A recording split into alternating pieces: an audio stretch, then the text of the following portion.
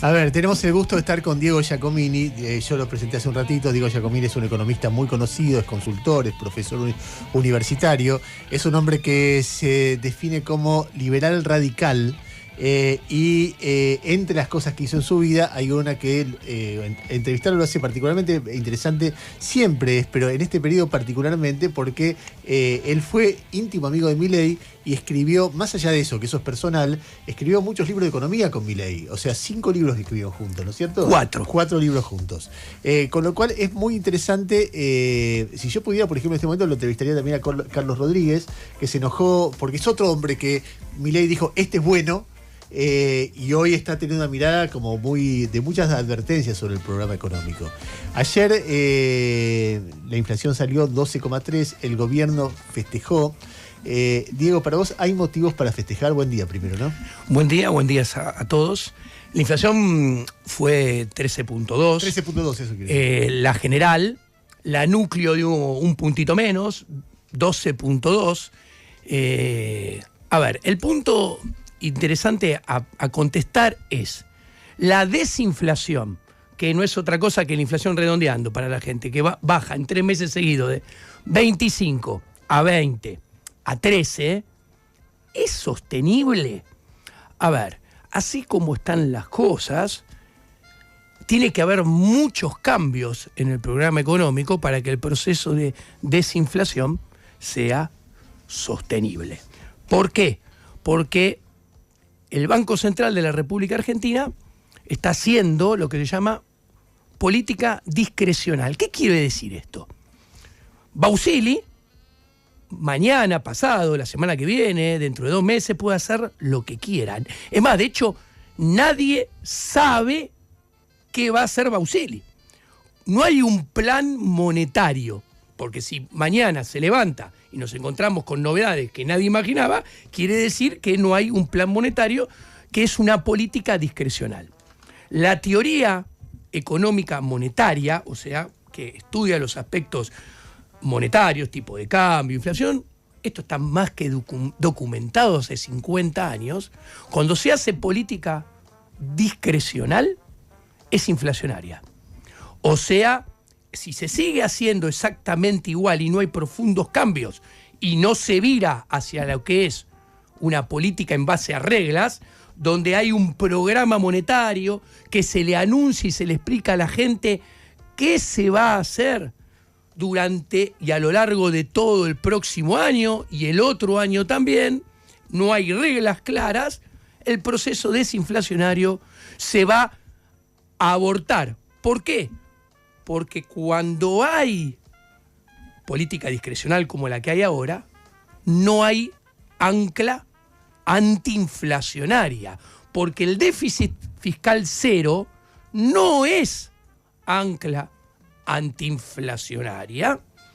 De hecho, hasta no es tampoco sostenible el déficit cero como lo lograron en enero, con lo cual, si no hay ancla antiinflacionaria, la inflación más adelante va a seguir bajando, probablemente, capaz marzo de un poquito más arriba, después siga bajando, pero así como están las cosas, se va a abortar la desinflación. A ver, yo te voy a preguntar, te voy a hacer preguntas, o te vamos a hacer preguntas de acuerdo a la lógica del gobierno y mirada desde afuera de la lógica del gobierno, porque sí. El gobierno dice, lo que yo quiero que pase es tal cosa.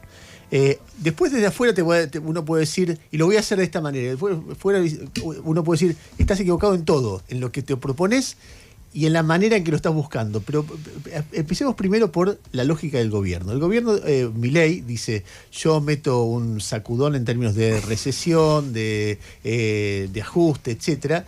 Eso lo que va a generar es menos guita en la calle. Al haber menos guita en la calle, va a bajar fuertemente la inflación, porque no voy a emitir, y la razón básica de la inflación es la emisión. Y una vez que eso ocurra, además voy a juntar reservas, voy a poder liberar el cepo, y cuando libera el cepo se va a producir un rebote en P corta. Él en un momento dijo abril-mayo, hoy ya está hablando de mucho más allá. O sea, él va generando expectativas que va corriendo el horizonte a medida que avanza, eso es muy evidente. Pero vos ves que puede pasar eso. A ver, el gobierno está trabajando con una mezcolanza para bajar la inflación, hablo, ¿no? está trabajando con una mezcolanza de dos modelos diferentes de la escuela de Chicago. Por un lado, está trabajando con el modelo de Milton Friedman, que tiene expectativas de inflación adaptativas, no importa esto, y por otro lado está trabajando con el modelo de Robert Lucas Jr., fíjense que son los nombres de dos perros. De Rothbard están tres de los perros, pues Robert, Lucas y Milton. Sí, ahora esto es muy interesante, porque Rothbard es de la escuela austríaca. Rothbard habla pestes de Friedman en teoría monetaria. O sea, lo que está haciendo para bajar la inflación no tiene nada que ver con la escuela austríaca, y lo que está haciendo para bajar el dólar, mucho menos, es enemigo de la escuela austríaca. Ahora, de esta mezcolanza, empecemos. Él dice que el centro neurálgico es, y no es negociable, el déficit cero. ¿Por qué dice eso? Acá tenemos el modelo de Lucas. Lucas dice, para bajar la inflación, tenés que bajar las expectativas de inflación. Y para bajar las expectativas de inflación, tenés que atacar lo que la gente mira a la hora de pensar que va a haber inflación. Entonces él asume, la gente mira que cuánto emite el gobierno para financiar el déficit fiscal. La gente mira los pases, ¿ok? Entonces la gente mire cuánto emito para comprar los dólares de los exportadores. Entonces, ¿qué hace? Emisión para financiar el tesoro cero, entonces tiene que haber déficit cero, licúo los pases y lo que crecen los pases y lo que emito para los dólares, ¿qué hago? Lo saco con Bopreal, que es deuda en dólares del Banco Central. Ahora bien, entonces, dice, ¿ven que no estoy emitiendo? ¿Ven que saneo el balance del Banco Central? Que dice Caputo que no es verdad. Bueno, entonces, ven, la inflación va a bajar. La gente mira eso y supuestamente baja las expectativas de inflación, supuestamente baja la inflación después. De hecho, su frase de ayer es, y la viene repitiendo, hay la misma cantidad de plata en la calle que cuando asumí. O sea, tuve que emitir, pero también saqué y tengo la misma cantidad de plata en la calle, dice él. Exactamente. Ahora, en este modelo de Robert Lucas Jr., no hace falta enfriar la economía para bajar la inflación, porque el dinero es neutral. La cantidad de dinero no afecta en este modelo supuestamente a las variables reales. Entonces, me puedes preguntar, ¿y por qué va a enfriar la economía? Porque acá entra el modelo de Friedman, por eso hablo que es una mezcolanza de los dos. El modelo de Friedman dice, vos para bajar la inflación tenés que bajar las expectativas de inflación. Y el producto y el empleo. Exacto, pero mirá vos qué interesante. ¿Cómo dice Friedman que la gente mira? Mira, si la gente, lo explico muy fácilmente, si la gente ve que la inflación baja de diciembre a enero, de enero a febrero, la gente mirando para adelante, mira para atrás, ve que la inflación baja, entonces mirando para adelante espera que la inflación siga bajando. Por eso el shock inflacionario de diciembre. Vos tenés que subir mucho la inflación al principio, porque si la subí mucho, las probabilidades que siga bajando... Que eso tiene que ver con esa mirada teórica, con Robert Lucas y con Milton Friedman. Exacto. Entonces, ¿qué sucede? Esto es muy interesante. Hace esto para que la gente mire para atrás, hace hincapié que la inflación está bajando, para que la gente mire para atrás, entonces traslade ese descenso de la inflación pasado hacia adelante, baje las expectativas de inflación y baje entonces la inflación. Pero muy interesante, Friedman dice, es más importante eso que enfriar la economía. Enfriar la economía es un complemento, no es lo neurálgico. Ahora, ¿qué revela si vos desplomás? Porque no es enfriar la economía, es desplomar la economía lo que está sucediendo. Cuando vos desplomás la economía, en realidad estás dejando entrever que no confías mucho en tu reputación y en tu credibilidad a la hora de tu política desinflacionaria, porque si evaluaras que la gente está confiando profundamente en tu plan, no necesitarías desplomar la economía. Con tal de enfriarla un poco para que acompañe, sería suficiente. Pero Ahora, en ese caso, sí. perdón que te interrumpa, ¿no tiene que ver un poco con la memoria emotiva de los argentinos? Ya sea Milei o quien fuera, la gente va a confiar poco en que alguien puede sostener una baja inflacionaria. Argentina tiene un problema irresoluble con la inflación. ¿Cuál es? El sistema monetario argentino, lo voy a decir en difícil, después lo traduzco en fácil, es dinámicamente explosivo. ¿Qué quiere decir? Nosotros ahorramos, ahora lo digo en fácil, nosotros, los que podemos Ahorramos todavía, en dólares. ahorramos en dólares. Y esto no es de ahora, esto lo hacía mi abuelo, que tendría 120 años, lo hace mi papá, que tiene 84, lo hago yo, y los hacen mis hijos de 24 y 20 ya.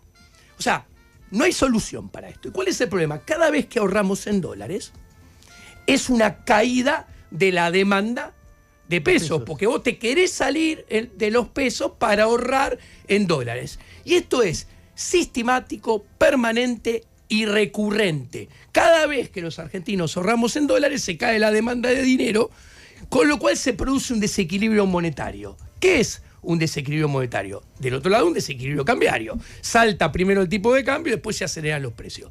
¿Qué quiere decir? Esto no pasa en ningún otro país.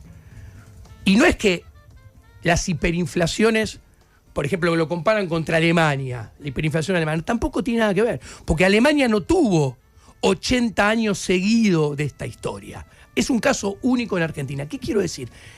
La política monetaria del Banco Central, con Bausili, con Messi, con Maradona, sentados en Reconquista al 200, es imposible hacer coincidir. En realidad nadie puede hacer coincidir, pero es imposible acercar en forma permanente la oferta y la demanda de pesos.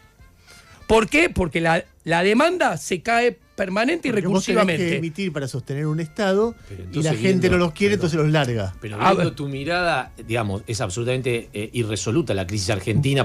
Bueno, ver. primero, los datos avalan lo que estoy diciendo, porque esto pasa hace 80 años. O sea, no es una jodita temporal. ¿Ok? Punto número 1. Y estuvieron todas las escuelas sentadas en el Banco Central y ninguna dio pie con bola. Entonces, escúchenme con un poco de seriedad, porque algo de lo que estoy diciendo, que es mi especialidad, teoría monetaria, ocurre como digo yo. Segundo, fíjense que la única vez en estos 80 años que no hubo inflación fue cuando no hubo política monetaria y, en definitiva, cuando no hubo pesos. Ahora, ¿cuál es el problema? Javier Milei, esto lo tiene bien claro, por eso el tema de la dolarización. Pero es un problema muy grande esto, porque imagínense que el otro día se juntó, Argentina no... A ver, para dolarizar, vos para abrir el cepo no necesitas dólares, pero para dolarizar necesitas dólares. Perdón. ¿Ok? Con lo cual, no puede dolarizar porque no hay los dólares para dolarizar. Salvo que por Mercado Pago, viene un chiste, Donald Trump le pase 30.000 millones de dólares, dolarizar bien no puede. Ahora bien, Argentina tiene un problema, porque la convertibilidad, para que lo entienda la audiencia fácilmente, que es como una dolarización imperfecta, una dolarización chiquita o un paso previo, se cayó con un gasto público, redondeemos, de aproximadamente 25%, 23% del PBI y una presión tributaria del 19% del PBI. 42. Hoy tenemos un gasto público de 42% del PBI, según el último número oficial cerrado, y una presión tributaria del 35%. ¿Qué quiero decir? Que si dolarizáramos ya, por arte de magia, que es la única manera, obviamente el presidente mostraría en el cortísimo plazo resultados positivos. La inflación se desplomaría en serio, el nivel de actividad repuntaría bastante rápido también. Ahora bien, no sería sostenible, por lo que acabo de mostrar, para la audiencia. Entonces, probablemente, si no se cambiara todo ese peso del Estado en la economía argentina, bajándolo a la mitad, número redondo y sacando el dedo por la ventana, ¿qué sucedería? la dolarización probablemente duraría mucho menos que la convertibilidad, o tardaría, mejor dicho, mucho menos en generar resultados traumáticos que la Pero convertibilidad. el sector privado, perdóname, Sí. ¿está en condiciones de absorber el 20% que vos querés bajar del Imposible. sector público? ¿Y entonces? No hay manera. Y bueno. Por eso estamos en un problema. O sea, más allá. Estamos en un problema. Haga lo que haga, le va a ir mal. Eso es lo que vos pensás. Bueno, vos me presentaste como liberal radical. Que te cuento. El liberalismo radical es la teoría liberal de los últimos 40 años. Vos escuchás en Argentina a los que dicen soy liberal, la mayoría, primero, suelen ser conservadores que se trasvisten de liberales y te hablan de Alberdi, te habla de la Constitución alberdiana, te hablan del liberalismo clásico del siglo XIX. El liberalismo clásico del siglo XIX, intelectualmente, teóricamente, ha cometido severos errores intelectuales porque es inconsistente y contradictorio en su esencia. El liberalismo moderno, el radical, desarrollado en los últimos 40 años, que no lo han leído, demuestra esas inconsistencias, errores, las subsana. ¿Y sabes qué es? Es anarquismo de propiedad privada y libre mercado. Eso es el liberalismo. Sí, eso no es mi ley. Eso no es mi ley, exactamente. Por eso, les cuento una anécdota. En el libro Libertad, Libertad, Libertad, que es el cuarto y último que escribimos juntos, está la génesis, podríamos llamar, el origen del plan motosierra original. Lo hice todo yo. Ahora, yo dejé de competir triatlón porque dije, mira, todo el análisis, acá los economistas tenemos un problema muy grande.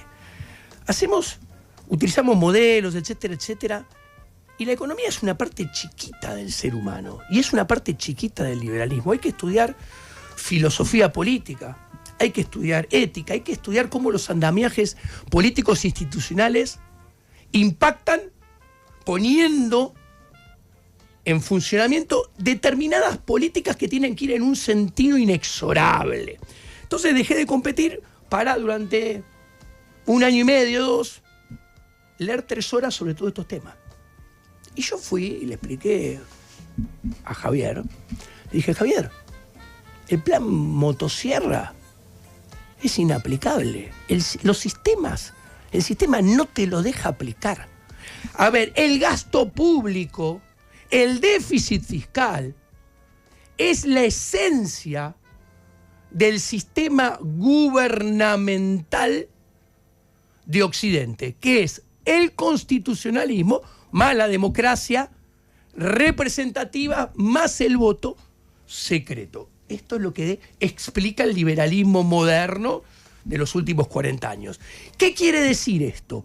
¿Por qué? Porque cuando vos tenés el monopolio de la ley, el Estado te dice qué está bien, qué está mal, qué puedes hacer, qué no podés hacer, qué tenés que obedecer y qué no podés desobedecer.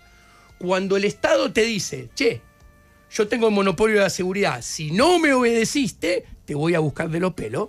Cuando el Estado te dice, al mismo tiempo, te fui a buscar de los pelos y después te juzgo con mis jueces, el Estado te dice, quédate tranquilo, hay división de poderes, pero la Corte Suprema de Justicia, que es la que supuestamente nos tiene que defender para que el Estado no avance sobre nuestra libertad y nuestra propiedad privada, nunca lo hace. ¿Por qué? Porque es estatal. O sea, es juez y parte, rompe el precepto básico legal. Fíjense en los ejemplos, para ilustrar lo que digo. En Argentina, ¿quién puede dudar que el plan Bonex es una violación a la propiedad privada? Nadie. ¿Quién puede afirmar el corralito, el corralón, la especificación asimétrica y el cepo? Que vos no puedas ahorrar en lo que vos quieras. Todo eso es una violación a la libertad, es una violación a la propiedad privada. Todo llegó a la Corte Suprema. ¿Qué hizo la Corte Suprema? Nada. ¿Por qué? Porque es parte interesada. División de poderes. División de poderes. ¿Cómo se eligen los jueces? Ahora está el Consejo de la Magistratura. Espera. Quiero volver un cachito atrás. Claro. Vos lo agarraste a Milei y le dijiste, el plan motosierra es irrealizable. Exacto. ¿Él qué te dijo? Y bueno, ¿cuál es el problema ahí?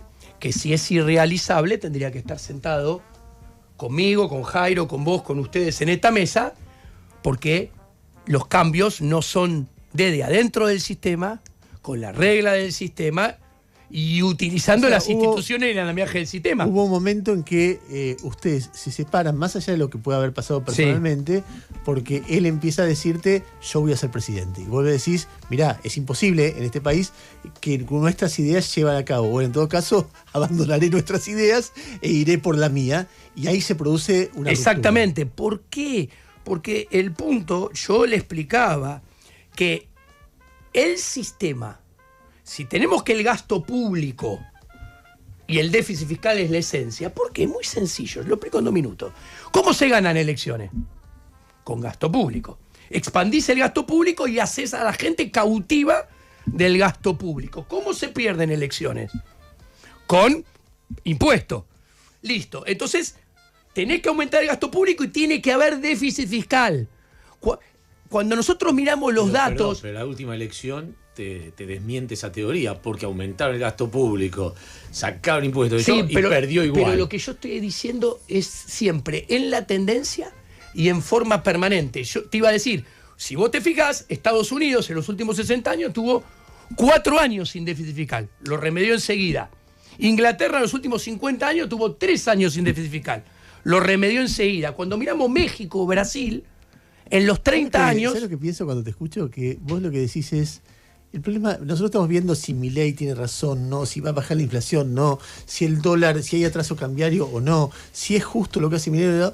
Y vos estás diciendo, que con toda tu teoría, yo es, flaco, estás mirando mal. Es una anécdota, Milei. Claro, Milei no va a funcionar porque cualquiera que estuviera ahí no va a funcionar, o sea, exacto. Solo nos dejás como camino el suicidio. No el suicidio, no. Porque primero hay que tomar conciencia de esto. A ver. El liberalismo clásico, ¿cómo surge? En contra de las monarquías absolutistas. Y pretendiendo la ascensión social de la gente común. Con monarquía absolutista no podía haber ascensión social. O sea, progreso de los ciudadanos comunes. Ahora, miren este ejemplo. Che, ¿nos vamos a meter en la corte para ver si sale un edicto real que diga que desde ahora los reyes no van a ser más hereditarios? Los reyes van a ser elegidos por la gente, van a ser rotativos, van a cambiar. Vamos a hacer que desde adentro del sistema, desde adentro de la corte, que los reyes absolutistas no sean tan absolutistas y sean un poco mejores y más buenos. No hizo eso el liberalismo. ¿Por qué? Porque ningún sistema se puede cambiar en serio desde adentro, con sus instituciones, con sus reglas, etc. Bueno, ¿qué hizo el liberalismo? Primer paso. Convenció a la gente de que ese sistema, que siempre se vende que el sistema en el cual estamos organizados siempre es el mejor de toda la historia, que nunca puede haber otro mejor, siempre se vende eso. Primero que hizo, le mostró a la gente hablando mal y pronto, las barbaridades de la monarquía absolutista. Y después fue delineando desde el intelecto el camino de acción para cambiar el sistema y el potencial nuevo sistema. Los sistemas, esto es muy interesante, los sistemas de organización político-institucional tienen una vida útil. Nacen, progresan, le dan soluciones a la gente. Con democracia o la democracia tal cual nosotros la conocemos, esto no tiene solución. Esto viene cada vez peor en el mundo.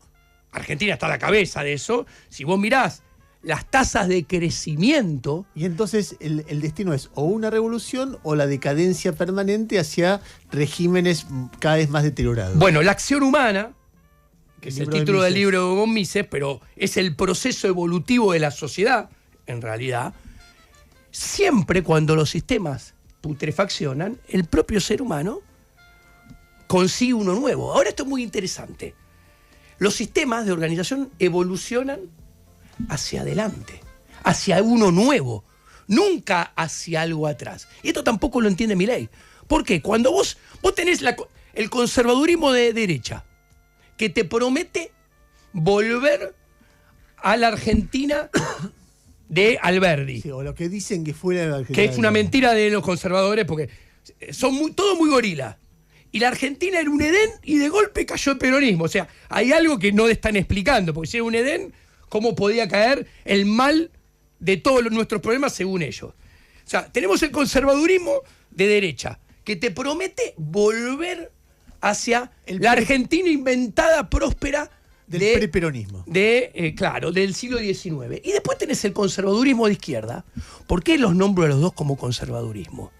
Porque los dos quieren institucionalizar, utilizar los medios políticos, las instituciones, el poder del Estado, para imponerle por la fuerza al resto, a los prójimos, los que ellos piensan que está bien. Tenés por un lado a Márquez y Laje, que le quieren poner, si pudieran, educación religiosa a todos, y después tenés por el otro lado a los conservadores de izquierda, que si pueden, les pudieran imponer por la fuerza la ESI a todos. Cuando lo ves a Milei religioso, sí, por ejemplo, contra el aborto, sí, él siempre pensó así.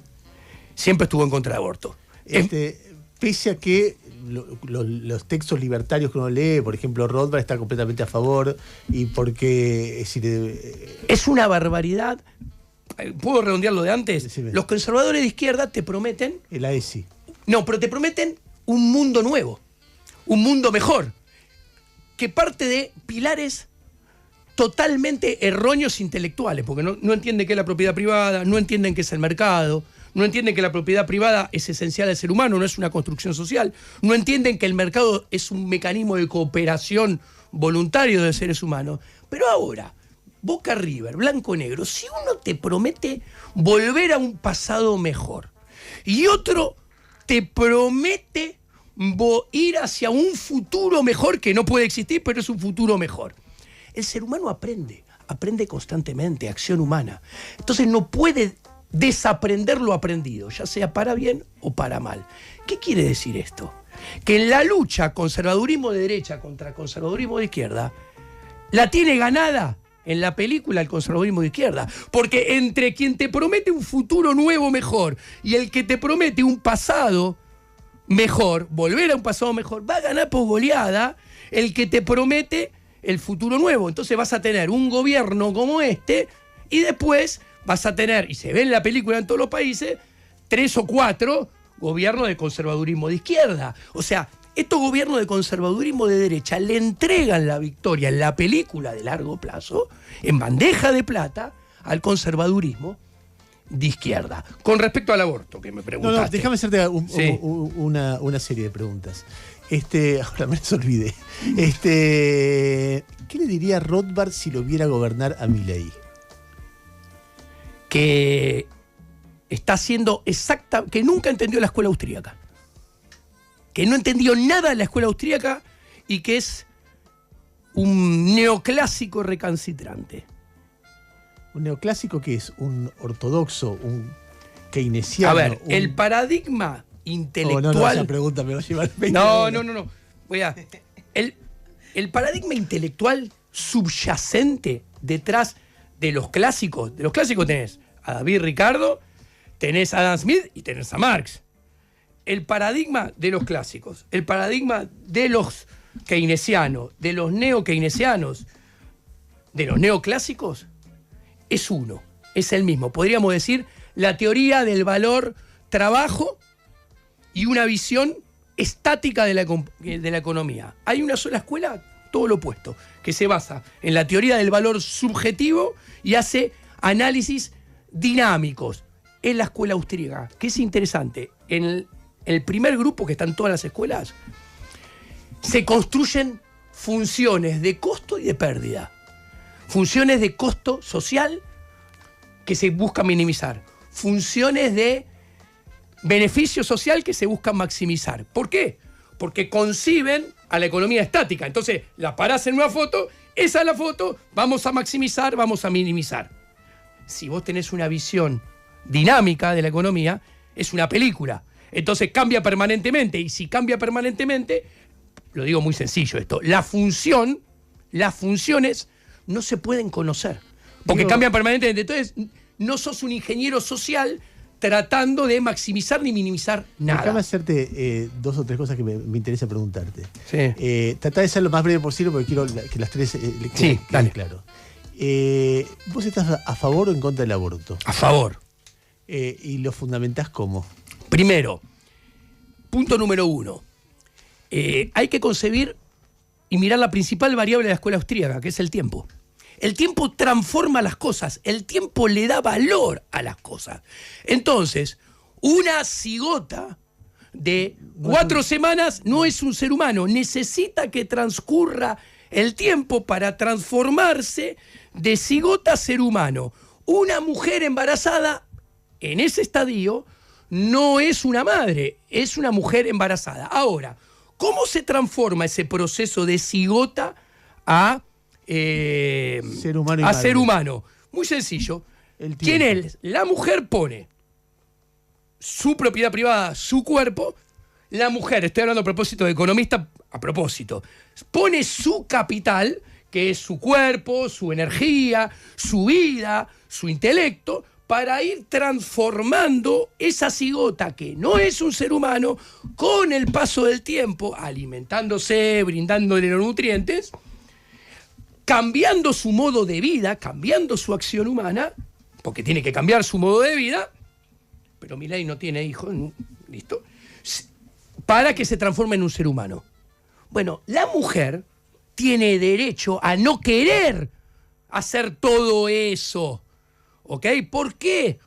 Porque es su capital, es su cuerpo, es su acción humana, es su energía, es su propiedad privada. Entonces, hasta un determinado momento, antes de que se convierta en ser humano, tiene derecho a cortar el proceso y no está cometiendo ningún crimen porque no está matando a un ser humano. Alguien me pregunta, ¿y cuándo es el tiempo? La ciencia demuestra que eso pasaría a ser a partir de que tiene sistema central nervioso, tiene conciencia de su existencia, tiene conciencia de que interactúa con el cuerpo de la mujer. Y esto es muy interesante.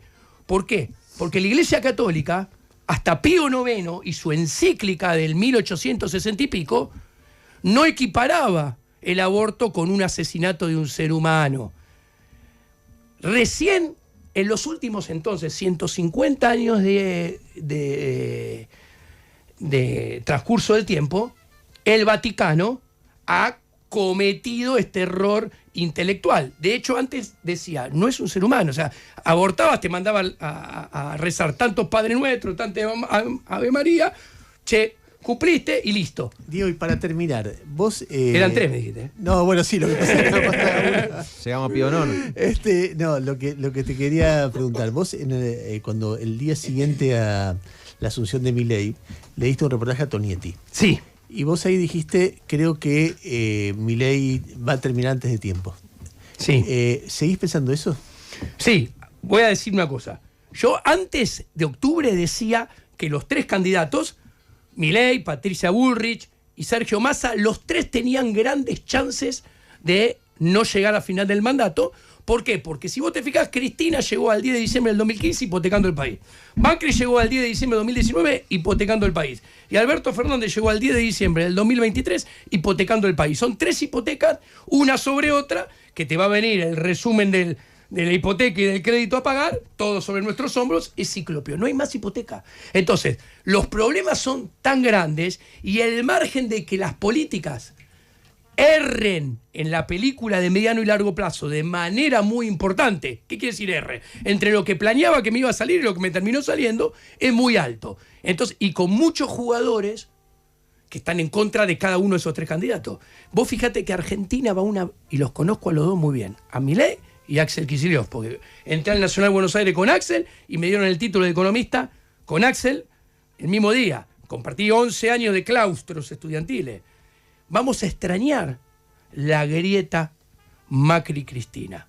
Se viene una grieta mucho más violenta, porque los dos gustan. Se vio una grieta Milei-Kicillof. Exactamente. ¿Y qué sucede? A más violencia, la violencia responde con violencia. Y el espiral de violencia crece y fragmenta cada vez más la sociedad. Y en ese marco, los resultados sería muy ingenuo pensar que pueden ser positivos. Tienen solamente chance de ser peores. Diego Giacomini, ex amigo íntimo. ¿Se siguen hablando o no? No. ¿Y se van a volver a hablar? Y no, mirá, yo les voy a contar una anécdota. Es Y la resumo, mejor parte. cada vez que Javier dice, Cada vez que Javier dice, los únicos que no me traicionaron en la vida son Conan y Karina, es un mensaje para mí. ¿Por qué? Porque yo lo traicioné, según su subjetividad alocada. ¿Por qué? Porque me bajé de la misión de Dios en la cual estar, que es transformar a la Argentina y llevarla a la filosofía, como él dice, yo soy ateo, del número uno, que es Dios, que es el liberalismo, y sacarla de la filosofía del Satán, del demonio, que es el socialismo, que ¿Vos es... lo ves a él como una especie de... ¿Cómo decir? Un tipo que se transformó en un mitómano, que cree que tiene una misión divina. ¿Eso él realmente lo cree? ¿Sí? ¿Y vos alguna vez dijiste, mirá, eso no es normal? No, es que piense lo que quiere, es muy sencillo. Yo soy un tipo divorciado. Entonces mi amistad con Javier era muy sencillo. Como toda relación de ser humano, la relación entre amigos, entre pareja, está sujeta a contratos que se revisan permanentemente. Cuando la contraparte hace cosas que no te gustan y lo hace en forma acumulada, vos vas midiendo y dije, bueno, hasta acá llegué. Yo, sin ningún rencor, pensaba para mí mismo, esto va creciendo. Cuando llega un momento que... En el momento que ustedes vivían juntos. Pero, en ese momento él hablaba con Conan ya. No, estaba vivo. No. Conan estaba vivo. No. Bueno, pero ¿quién no podía hablar con el perro? A ver, estas cosas, estos delirios fueron creciendo a partir del 2017, 2018. Llega el 2020, yo ya venía, esto no da para más, ¿viste? Un divorcio se va madurando con el tiempo. Bueno, esto no va para más. Cuando me cuenta su plan para entrar en la política institucional y llegar a ser presidente, yo lo miro en el living de la casa de los padres y le digo, ¿no entraste a la política y ya estás pensando y tramando como el peor de los políticos institucionales? Hiciste un PhD acelerado en política.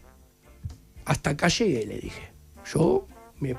Aparte te he tratado de explicar que lo que querés hacer no se puede hacer, no hay manera de que sea sostenible en forma permanente en el largo plazo, y lo peor es que cuando te salga mal después va a haber probablemente una sobrereacción y se intensifique en la película de largo plazo el socialismo, y entonces yo no estoy de acuerdo en nada, me abro de todo, y esa es la historia. Y nunca más hablan. Es más, me lo encontré dos veces. Una en los canales del 678 de Milei. ¿Que la nació más? Sí. Y me lo encontré en Fitzroy, acá en América. Y la última vez es muy interesante porque salió a la prensa. Le dije, Javier, deja de mentirle a la gente. No, pero lo más grave no es lo que les estás mintiendo con lo que le estás diciendo. Lo más grave es la mentira que surge de lo que les estás ocultando. No me podía sostener la mirada. No se agarró una trompada, como se dijo. No, eso es mentira. Qué lástima. No me agarraría a trompadas con... A partir de tener cierta exposición pública, aprendí que no tengo que ni discutir en un semáforo.